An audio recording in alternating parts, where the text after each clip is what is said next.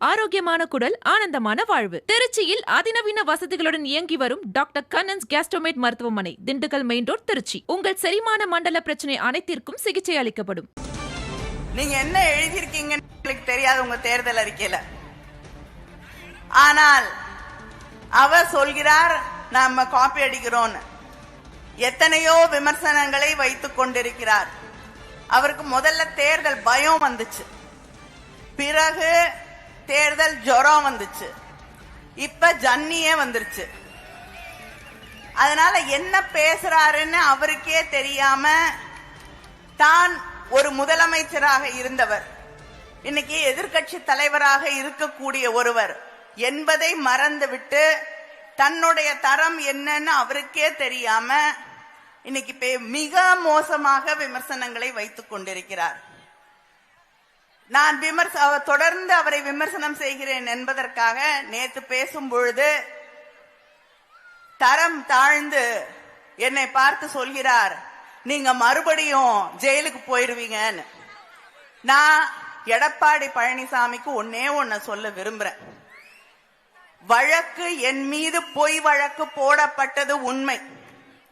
அந்த வழக்கை எதிர்கொண்டு என் மீது குற்றம் இல்லை என்று சொல்லி விடுதலை செய்யப்பட்டு இங்கே உங்கள் முன்னால் நின்று கொண்டிருக்கிறேன். நான் நினைச்சா என்னை வீணா சிறையில வைத்தவர்கள் மீது வழக்கு போட முடியும். ஆனா விடுதலை செய்யப்பட்டவள் நான், குற்றம் இல்லை என்று. வழக்கெல்லாம் நிலுவையில இல்லை, மேல்முறையீட்டுல தான் இருக்கு. அதுக்கும் இதுக்கும் வித்தியாசம் இருக்கு. வழக்குல குற்றம் சாட்டப்பட்டு சிறைக்கு போனவர்கள் யாருன்னு அவருக்கு தெரிஞ்சா சரி. அவர் மேல நிறைய வழக்குகள் இருக்கு, அதையும் அவர் ஞாபகம் வச்சுக்கணும். என்னை பார்த்து சொல்கிறார், நீங்க இப்படியே பேசிக்கிட்டு இருந்தீங்கன்னா மறுபடியும் ஜெயிலுக்கு போனோம்னு. நான் கேக்குறேன், உங்களை எழுத்து பேசினா சிறைக்கு போகணும்னு மிரட்டுவீங்களா? இதைத்தான் பிஜேபி செய்து கொண்டிருக்கிறது. பிஜேபி அவங்களை எழுத்து பேசக்கூடிய எதிர்கட்சியிலே இருக்கக்கூடியவர்கள் மீது சிபிஐ,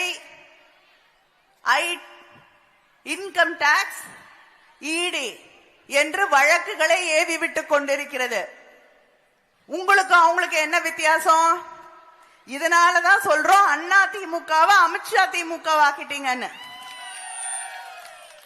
அவர் என்னை பார்த்து சொல்கிறார், இப்படியே பேசிக்கிட்டு இருந்தீங்கன்னா மறுபடியும் ஜெயிலுக்கு போனோன்னு. ஒண்ணு சொல்ல விரும்புறேன், நான் தலைவர் கலைஞர் முத்துவேல் கருணாநிதியுடைய மகள். இந்த சலசலப்புக்கெல்லாம் அஞ்சக்கூடியவள் நான் இல்லை. பெண் என்று நினைத்து நீ என்ன வேணாலும் பேசலாம்னு நினைச்சிடாதீங்க. உங்களை போல 100 பேரை வெற்றி பெற்ற தலைவர் கலைஞர் அவர்களுடைய மகள் நான். தந்தை பெரியாரின் பாசறையில் என்னை இணைத்துக் கொண்டு அரசியலுக்கு வந்திருக்கக்கூடிய ஒருவள் நான். அதனால தலைவர் கலைஞர் அவர்களின் வழியிலே வந்திருக்கக்கூடிய எனக்கு இந்த மிரட்டல் எல்லாம் நீங்க மிரட்ட இன்னும் அதிகமா பேசுவேன். தன்னை விமர்சிப்பவர்களை அதிமுக பொதுச் செயலர் எடப்பாடி பழனிசாமி மிரட்டுவதாக திமுக துணை பொதுச் செயலர் கனிமொழி குற்றம் சாட்டியிருக்கிறார். அவர் தேர்தல் பரப்புரையில் பேசியதை பின்னர் வரும் செய்தியில் விரிவாக பார்க்கலாம்.